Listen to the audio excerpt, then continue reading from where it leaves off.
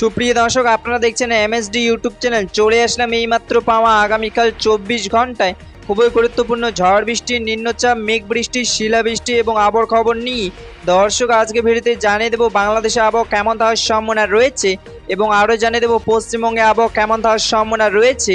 আগামীকাল 24 ঘন্টা আবহাওয়ার পূর্বাভাসে কী জানিয়েছে আবহাওয়া দপ্তর, আরও জানিয়ে দেবো স্যাটেলাইট ওয়েদার অবজারভেশন রাডার অনুযায়ী কেমন থাকার সম্ভাবনা রয়েছে আগামীকাল আপনাদের জেলার আবহাওয়ার পরিস্থিতি।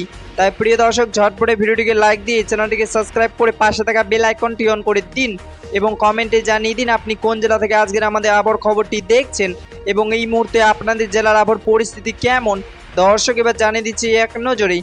দর্শক এবার সরাসরি চলে আসলাম মেঘ বৃষ্টির স্যাটেলাইট পুরো চিত্রে এবং এই মুহূর্তে দেখতে পাচ্ছি আজ এবং আগামীকাল 24 ঘন্টায় বাংলাদেশে 8 থেকে 64 জেলা আকাশ মেঘলা থাকার সম্ভাবনা রয়েছে।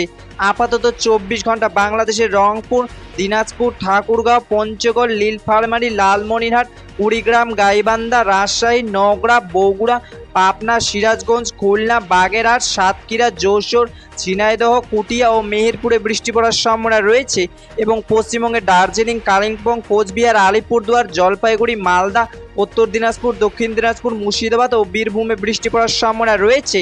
7 জুলাই 2026 মঙ্গলবারে আবহাওয়ার খবর। দেখা হবে পরবর্তী দিনে আবহাওয়ার ভিডিওতে। ততক্ষণ পর্যন্ত সুস্থ থাকুন, ভালো থাকুন, ধন্যবাদ।